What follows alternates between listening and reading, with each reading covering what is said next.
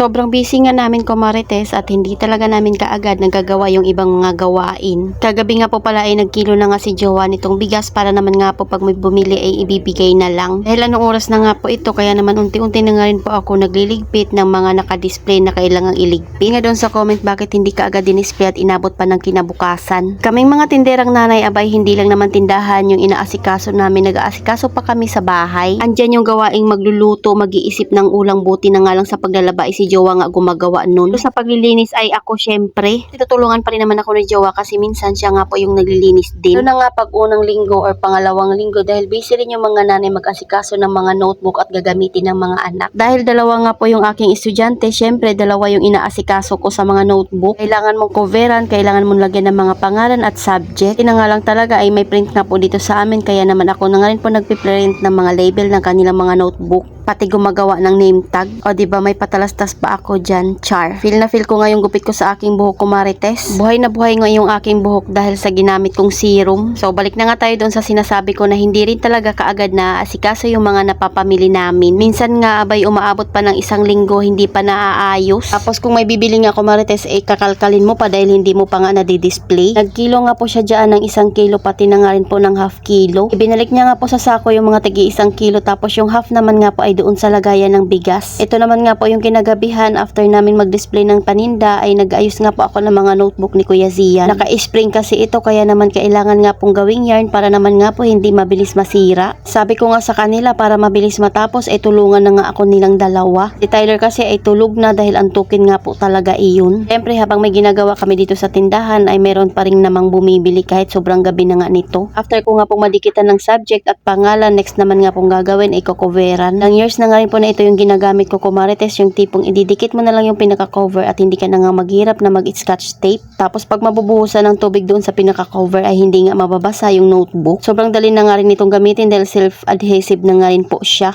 Subukan ko nga po dito magdikit ng cover kaso hindi siya pantay at nagugusot nga po yung pinaka-cover niya. Kaya lumipat na nga rin po ako doon sa lamesa. Kailangan kasi flat yung surface ng paglalagyan mo ng cover para naman nga po hindi siya gusot-gusot. Ingatan lang din talaga sa pagko-cover dahil madikit nga po talaga siya. Singa rin po yung dalawa magtanggal ng spring at magtahi ng yarn dahil hindi naman nga po nila ito kayang gawin. Pagkatapos kasi nitong notebook ni Kuya Zian ay kay Tyler naman nga po yung aking gagawin. Ayun naman ay kukoveran lang dahil meron na nga pong mga pangalan at saka ng subject. Tingnan nyo naman at kanya-kanyang busy nga po kami sa aming ginagawa.